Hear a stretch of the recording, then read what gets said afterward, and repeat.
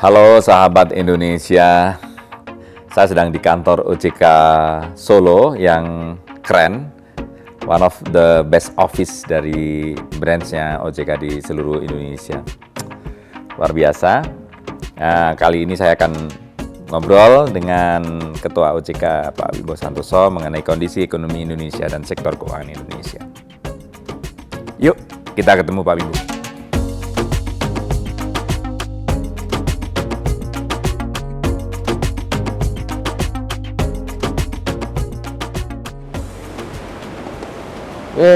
Syarif. Apa kabar, Pak Wimbo?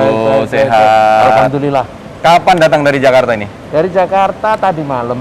Oke. Tadi malam. Padat sekali acara di Solo? Biasalah. Tadi ada di kampus dulu, di UNS ada acara. Oke. Ya, ketemu teman. Terima kasih. Kita ngobrol habis ini. Ayo, Siap.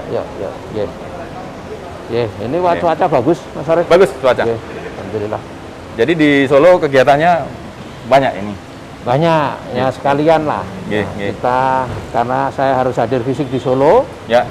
beberapa acara sekalian ini kita barengkan selama satu minggu ini.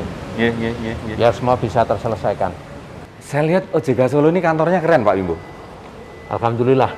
Ini Memang desainnya, idenya dari mana dulu? Ini open space green, Ya. green building, ini hemat energi pastinya. ini gedung ini mencerminkan ciri khas value dari OJK. Oke. Siap. Value dari OJK itu terbuka, transparan kepada masyarakat, mengabdi ya pada masyarakat melalui berbagai kebijakan di sektor jasa keuangan. Nah, sehingga ini adalah bentuk, dan gedungnya itu ramah lingkungan. Kita lihat terbuka, banyak sinar matahari masuk, dan ini semua peralatannya adalah peralatan yang tidak menimbulkan limbah. Dan pasti banyak bikinan karya anak bangsa sendiri. Betul. Dalam Siap. arti tidak Keren. memakan banyak kayu. Iya, Pak. Oke. Top. Oke.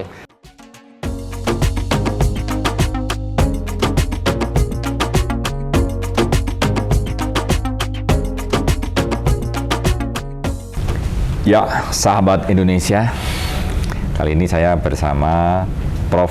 Wimbo Santoso, Ketua Otoritas Jasa Keuangan. Nah, saya itu dengar Pak Wimbo, OJK itu banyak plesetannya, Pak. Kalau di sebelum pandemi itu OJK sering dibilangin orang Otoritas Jasa Konstruksi. Oke. Iya. Kemudian belakangan ini OJK disebut sebagai Otoritas Jasa Kesehatan. Gimana Pak, kok bisa muncul plesetan-plesetan begitu? Padahal OJK ini kan kita tahu Otoritas Jasa Keuangan, yang asetnya itu belasan ribu triliun gitu. Oke, ya. Nah, ini yang pertama, Otoritas Jasa Konstruksi. Karena selama periode saya, kita itu membangun beberapa kantor di daerah. Dan kantor di daerah itu selalu dong. Ini termasuk di kantor ini ya Pak ya? Kantor ini. Jadi sebelum dibangun. Ini OJK Solo? Ya. Sahabat Indonesia? Ya. Sebelum dibangun gedungnya, pasti itu kan ada ditutupin seng, ditulis akan dibangun gedung OJK kan gitu kan. Ya. Nah, masyarakat itu kan lewat itu, bangun gedung OJK itu berarti Otoritas Jasa Konstruksi karena bangun gedung gitu loh. Jadi pemahaman masyarakat itu suka diplesetin Otoritas Jasa Konstruksi gitu loh, karena banyak kita bangun gedung di daerah-daerah, tapi nggak apa-apa ya, kita ini lantas juga kita vaksin ya kemarin. Tapi Pak, maaf Pak, sebentar Pak, saya sebelum lanjut ke vaksin, kalau jasa konstruksi itu bukan karena semata-mata OJK bangun gedung kantor OJK toh Pak, tapi karena framework kebijakannya sekali lagi yang mendorong bagaimana infrastruktur jalan kan Pak? Iya, ya itu Kalau itu penjelasan artikulatif yang benar begitu. Ya, tapi tadi kalau karena orang melihat aja, ada kan dibangun gedung OJK, itu bangun gedung itu kan konstruksi ya. OJK itu apa ya?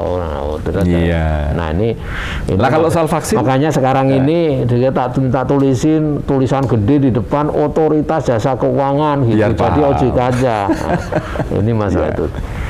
Nah, kalau vaksin gimana Pak? Vaksin itu ya plesetan karena kita memfasilitasi untuk penyuntikan ya vaksin ya kepada pelaku sektor jasa keuangan seluruh Indonesia. Ya. Karena ini vital, ini adalah jasa keuangan itu kan melayani nasabah. Jangan sampai melayani nasabah, pelayannya sendiri belum divaksin. Iya toh? Ya. Ya kalau belum divaksin ya pasti gampang kena karena kan berhadapan dengan masyarakat. Sehingga kita minta kepada Menteri Kesehatan untuk kita diprioritaskan untuk dapat vaksin karena kita ngelayanin masyarakat. Pak Wimbo. Ya. Bapak banyak dibicarakan orang sebetulnya, cuman mungkin entah sadar nggak sadar belakangan ini. Nah, karena OJK ini kan perannya vital untuk menjaga stabilitas sektor keuangan, menjaga stabilitas ekonomi makro melalui pengaturan, pengawasan, dan pelindungan kepada konsumen sektor jasa keuangan. Nah, bagaimana Pak Wimbo melihat Pak perjalanan selama 2 tahun terakhir, at least selama pandemi ini kaitannya dengan ekonomi dan mungkin nanti ke depan kira-kira prospeknya seperti apa? Masa pandemi ini kita bicara epicentrumnya adalah kesehatan. Ya, pada saat kena pandemi datang pertama kali kita sudah berpikir ini masyarakat akan tidak bisa berusaha seperti biasanya. Ya. Masyarakat tidak bisa bersosialisasi biasanya. Kawinan tidak ada lagi. Nah, dan itu selama 2 tahun.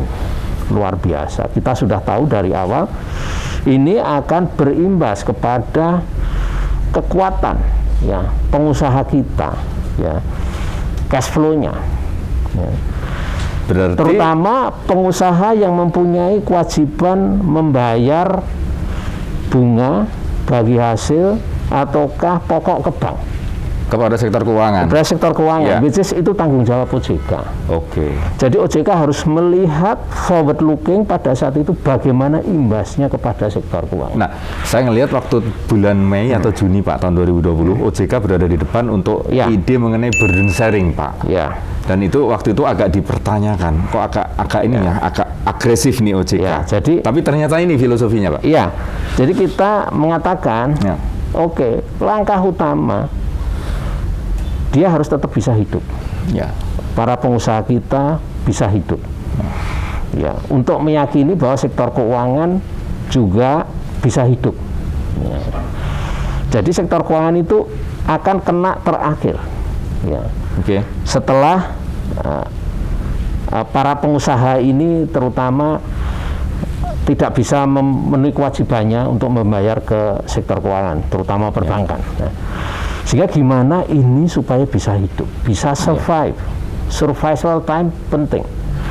Sehingga nanti bisa, artinya kalau survive, bisa hidup kembali setelah pandemi ini selesai. Dan kita yakin pandemi memang ini tidak akan seterusnya. Pandemi setelah herd immunity terjadi akan menjadi endemi, which is biasa. Ya. Itu ada perlu proses. Nah untuk itu kebijakan agar masyarakat pengusaha bisa survive penting sekali.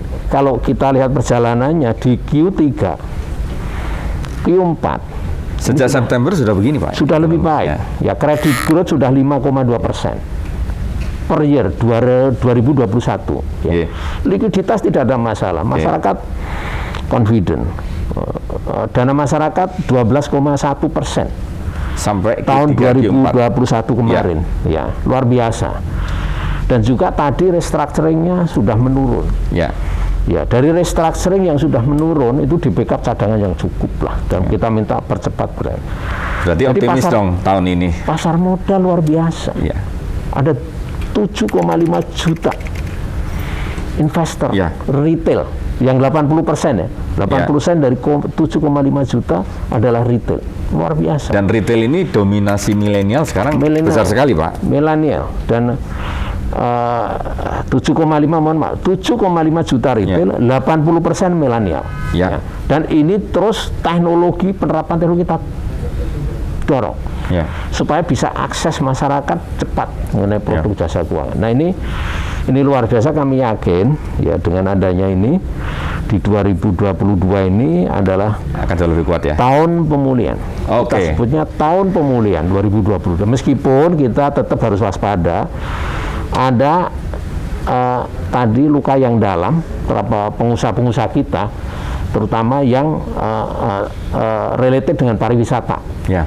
Ya kan, airline pasti berat lah, hotel-hotel berat lah, restoran dan kafe yang high end berat. Ya. Nah sehingga ini harus kita substitute dengan pertumbuhan ekonomi baru yang harus kita ciptakan. Ya, yang tadi itu Pak, yang pengolahan. Ya, betul. Manufacturing dan lain-lain, hilirisasi dan lain-lain. Hilirisasi, kendaraan listrik. Ya. Semuanya, dan itu ada supplier nanti luar biasa, itu multiplier. Ya. Nah dengan cara begitu ya kita harapkan ya pertumbuhan kita akan bisa lebih kuat. Berapa persen kira-kira tahun ini? Lebih cepat, bisa 5,2%. Itu yang moderate atau yang optimis? Ya ini adalah 5,2 itu adalah moderate. Moderate ya? Artinya bisa lebih dari situ ya? Bisa, tergantung bagaimana. Bisa lebih dari 52%? Bagaimana COVID? Ya. Bagaimana COVID? Mudah-mudahan kalau nggak ada ini bisa. Karena ini proses penyembuhan itu biasanya jamnya cepat. Tapi jangan ada kendala. Ya. Proses penyembuhan itu. Tapi kalau nanti begitu tekniknya ke depan harus ada, kita create lagi. Ya tadi pengolahan kita genjot lagi, ekspor kita genjot, dan akhirnya. Baik.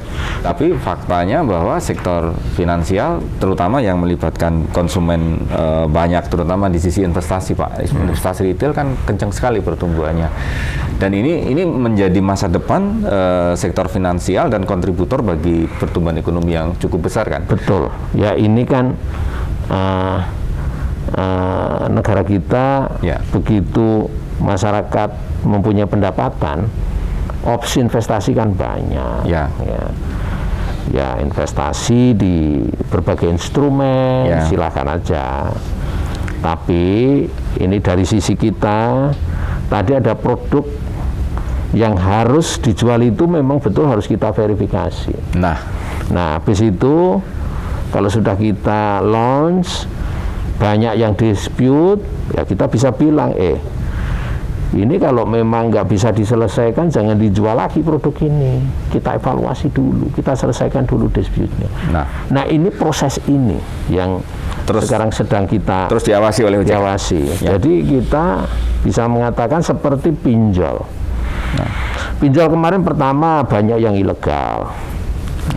Yang kedua ada yang legal tapi juga banyak yang bermasalah penagihan, suku bunganya, ya komplain dan sebagainya.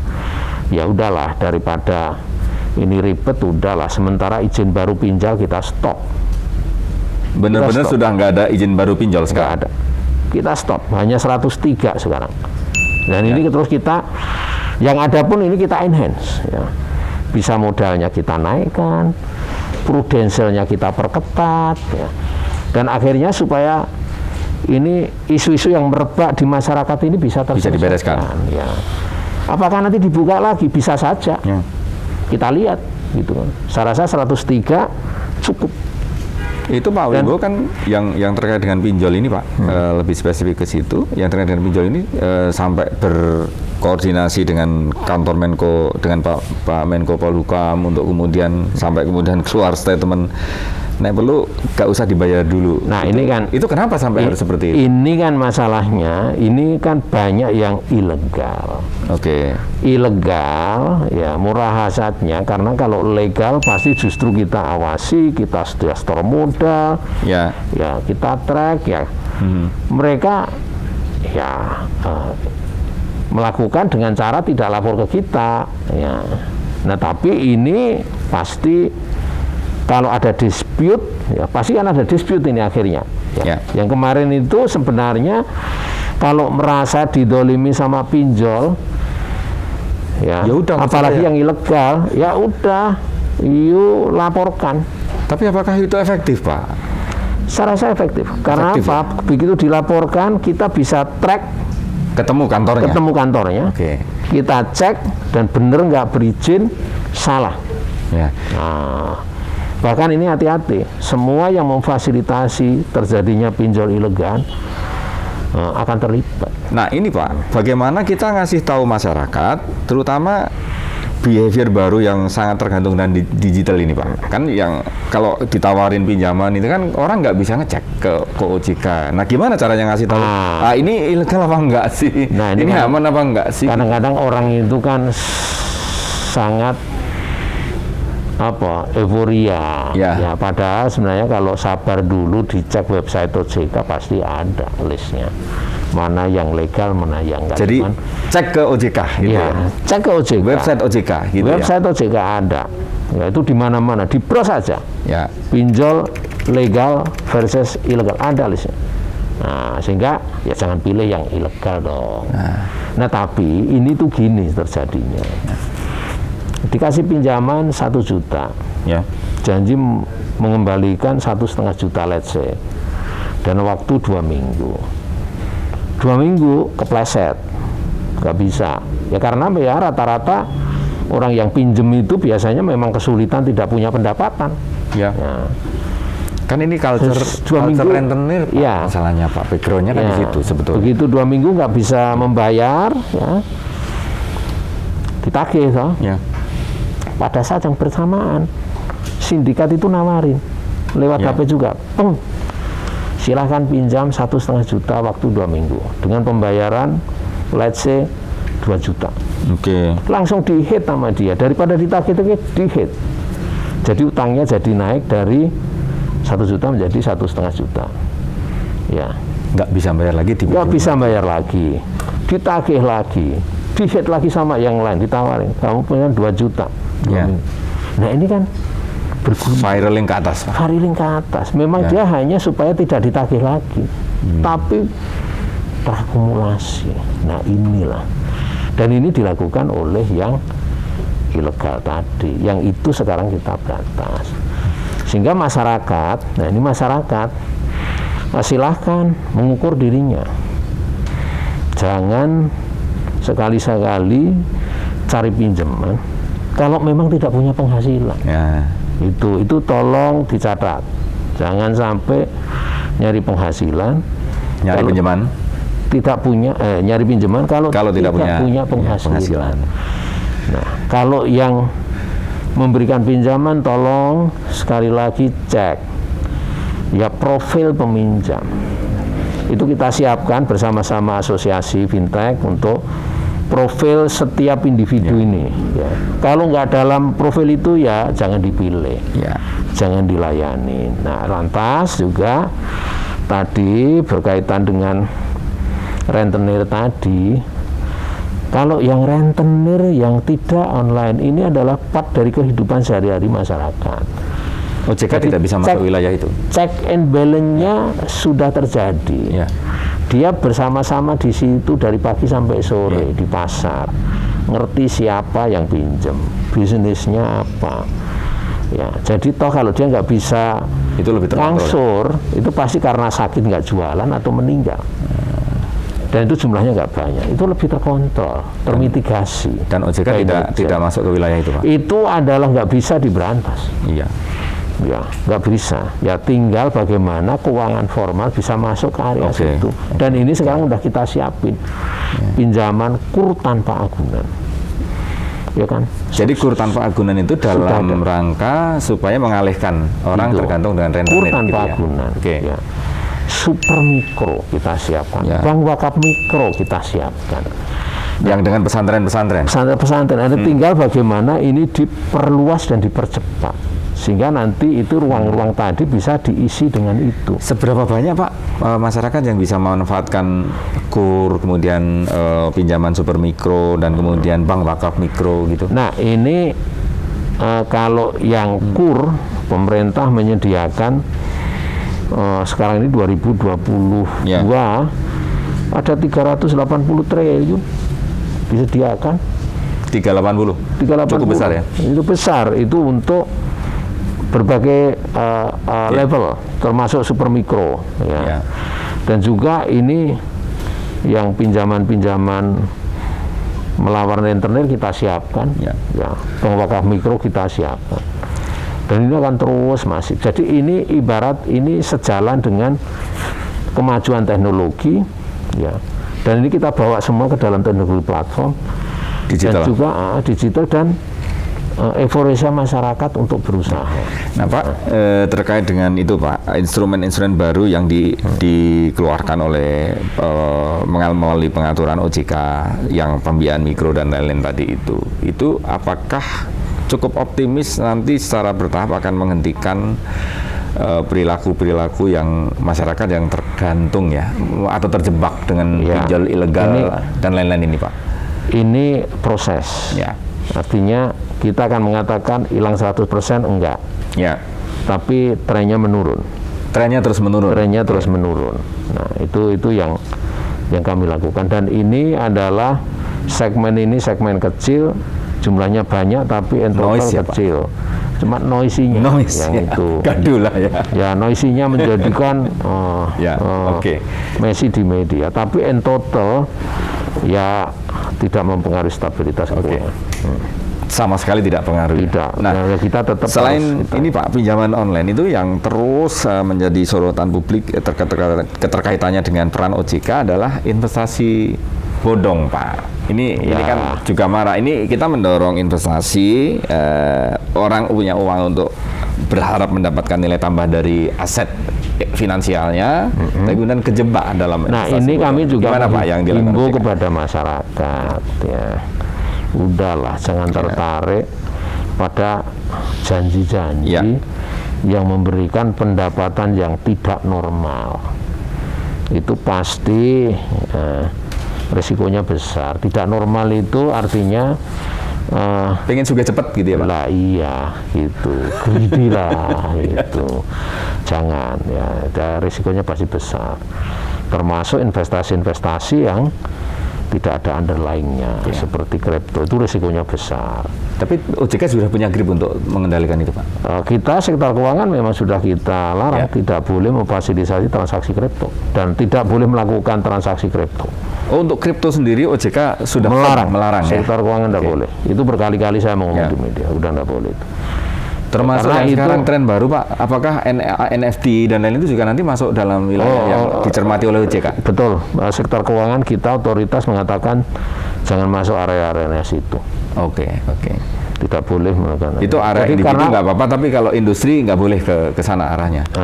Nggak boleh. Lembaga keuangan, sektor keuangan nggak boleh melakukan itu. Nah, Pak, terkait dengan itu Pak, saya kembali ke investasi yang banyak dipersoalkan sebagai ilegal bodong ya, bukan ilegal tapi kemudian ada one prestasi dan lain-lain yang sekarang lagi ramai kan, yang proyeknya Ustadz Yusuf Mansur itu Pak, itu OJK juga mencermati itu? Saya tidak secara spesifik. Ya silakan kalau dispute ya kembali lagi. Dan itu harus dilihat itu produknya apa. Ya kan, kalau itu produknya adalah produk investasi yang nggak tercatat dalam instrumen yang harus diregister ke OJK, ya OJK nggak bisa dong. Artinya peran mengedukasi masyarakat harus lebih kencang lagi supaya mencegah banyak yang terjebak dalam instrumen seperti itu. Edukasi preemptif itu boleh kita lakukan, tetap harus kita lakukan. Tapi ya masyarakat itu kadang-kadang bukan tidak ngerti juga. Ya karena gede tadi pendapatannya, fixed return-nya gede. Sekarang ini kita tidak boleh untuk lembaga keuangan yang kita awasi, pasar keuangan, untuk menjual instrumen apapun yang memberikan fixed return, kecuali itu deposito. Reksadana nggak boleh yang menjanjikan fixed return.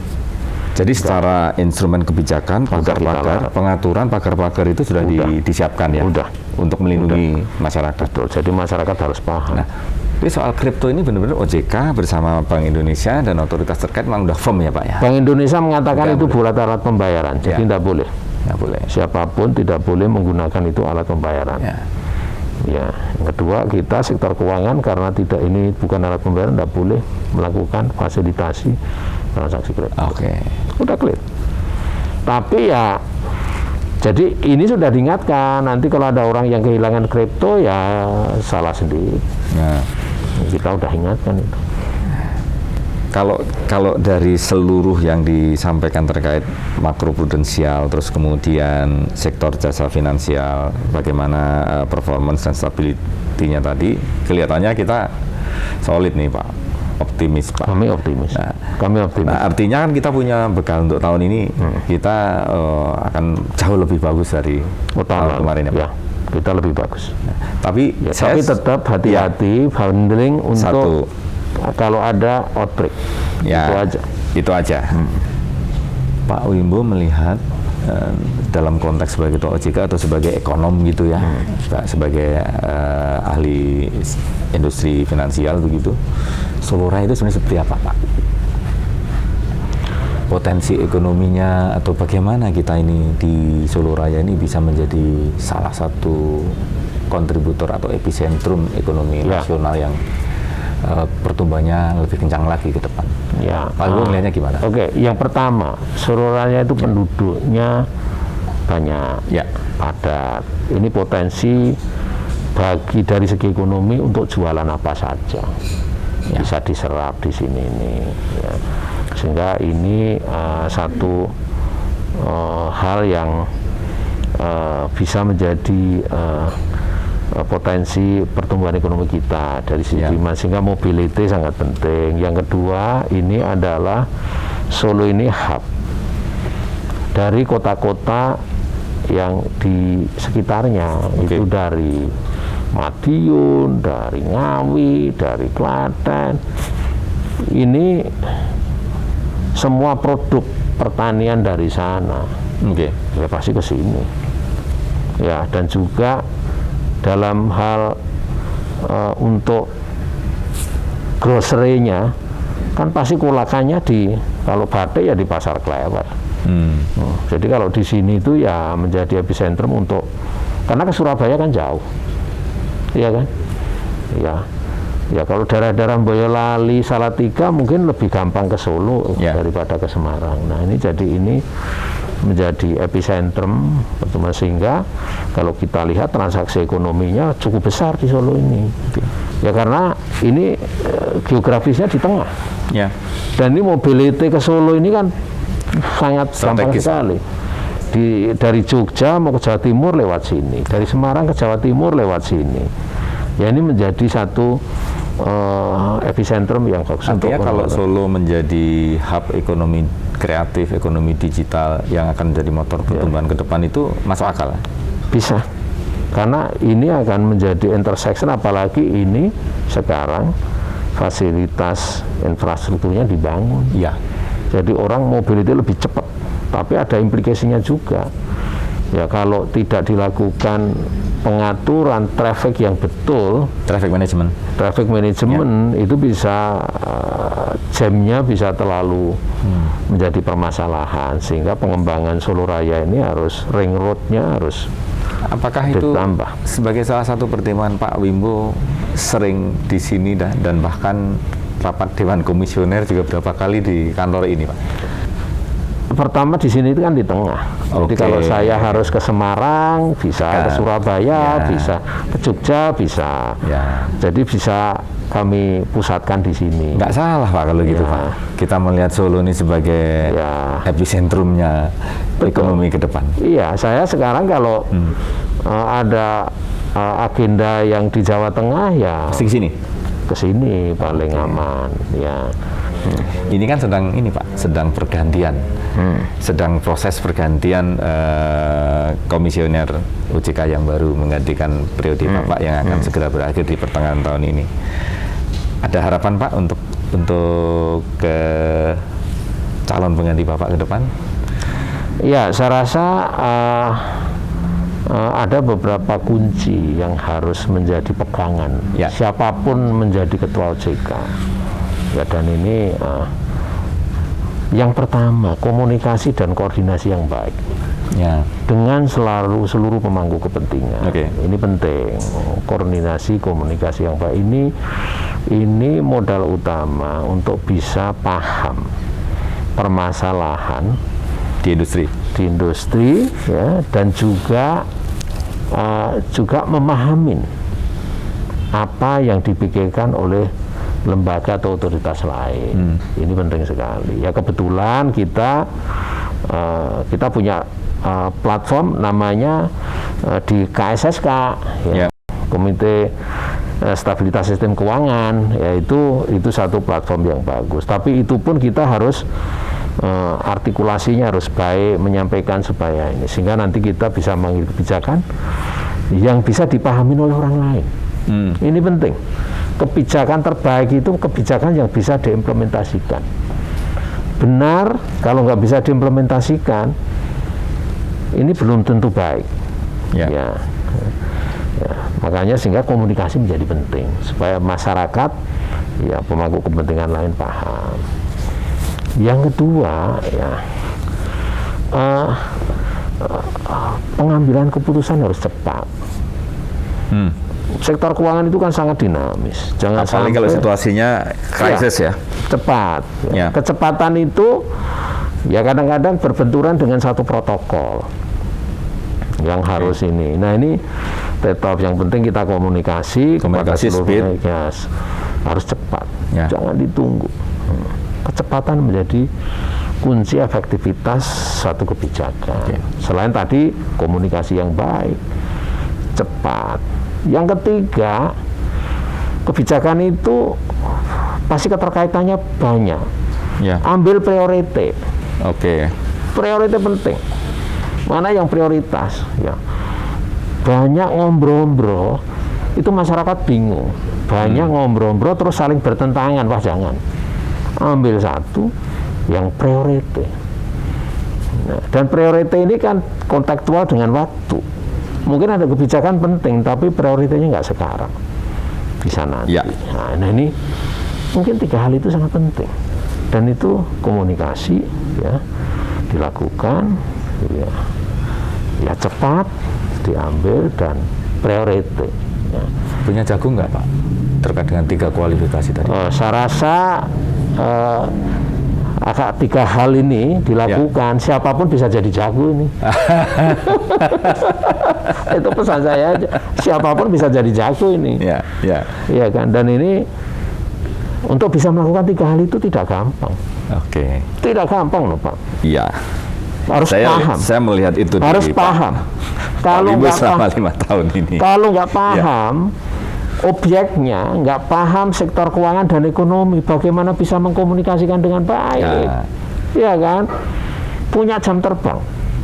Kalau nggak punya jam terbang, ya ibaratnya mau ngambil kebijakan masih baca buku, telat. Saya dapat clue ini kalau ada kualifikasi punya jam terbang nih, ya berarti harus punya jam terbang. Ya. Tadi kan untuk bisa ngambil kebijakan secara cepat. Punya jam terbang dong. Iya, betul Pak. Kalau enggak masih aduh. Pak. Yang ketiga, ini penting ini, prioritas. Nah, ini talent seseorang. Ya kan, kalau textbook dibaca semua, nggak mungkin. Terus biar bener dimasukin semua.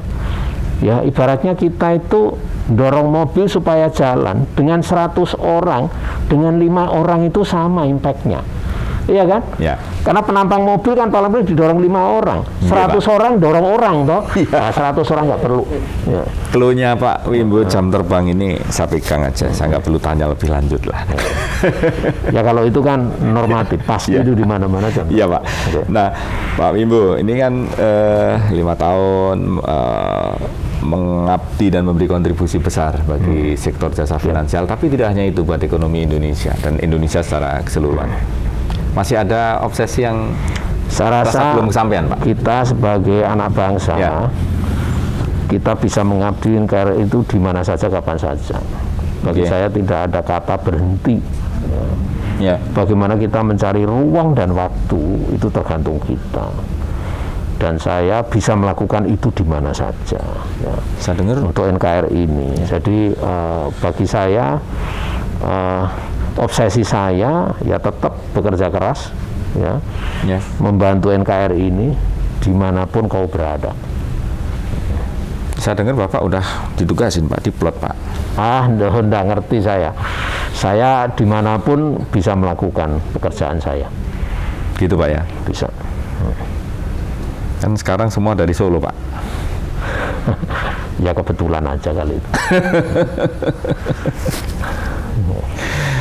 Mungkin ada pesan-pesan Pak kepada masyarakat secara umum ya, bagaimana menghadapi situasi yang berubah begitu disruptif sekarang ini ya, termasuk dalam memanfaatkan berbagai jasa keuangan, investasi, kemudian apapun yang terkait dengan finansial.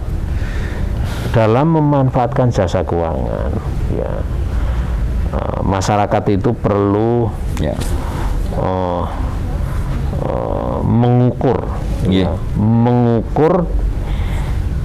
mengukur dirinya sendiri, ya, mana yang cocok, mana yang pas, ya, sehingga tidak menimbulkan risiko ke depan. Ya, jadi ibaratnya falsafah, kebetulan saya orang Jawa, sak madya itu penting. Nek golek untung ya aja ukah-ukah, ojo greedy. Karena kalau greedy itu pasti kalau kita nyetir mobil kenceng kepleset pasti risikonya besar, ya kan. Nah ini terutama banyak yang investasi bodong itu karena greedy, ya kan, pengen untung gede, instan. Dalam teori namanya abnormal profit. Jangan itu sak madya lah. Yang kedua, ya, selain sak madya kita juga tadi jangan dilanggar lah kaidah dan etika, apalagi legalite. Itu fatal itu. Nah biasanya memang ini berkaitan, supaya tadi profitnya gede itu memang harus nyerempet tadi itu kan. Nah itu janganlah.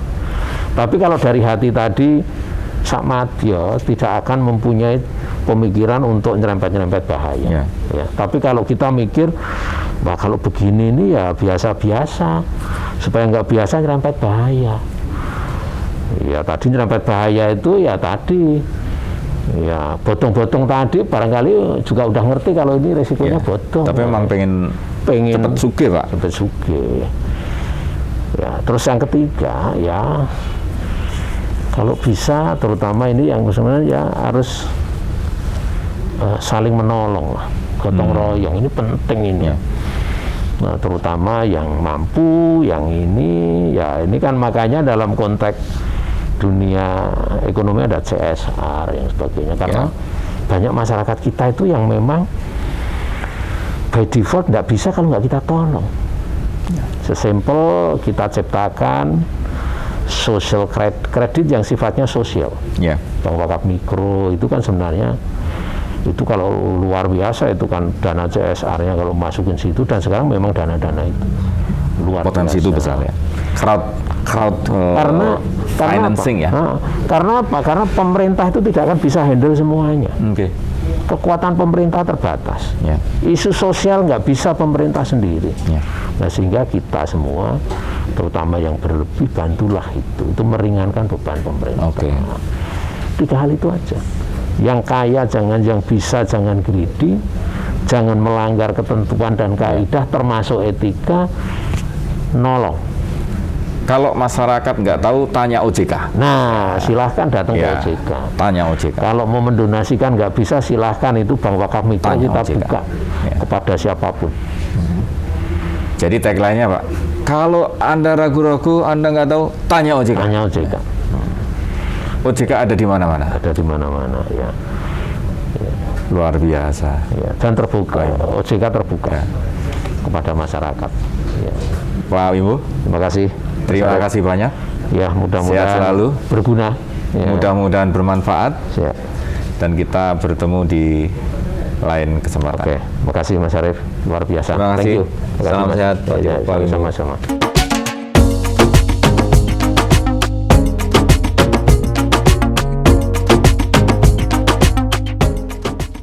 Halo sahabat Indonesia, demikian tadi obrolan saya dengan Pak Wimbo Santoso mengenai kondisi ekonomi Indonesia terkini, prospek ekonomi Indonesia, sektor jasa keuangan yang keren, stabilitasnya solid, recovery-nya juga makin kuat, dan dengan pandemi yang mudah-mudahan ini bisa lebih teratasi lagi, ekonomi Indonesia ke depan akan lebih bagus lagi.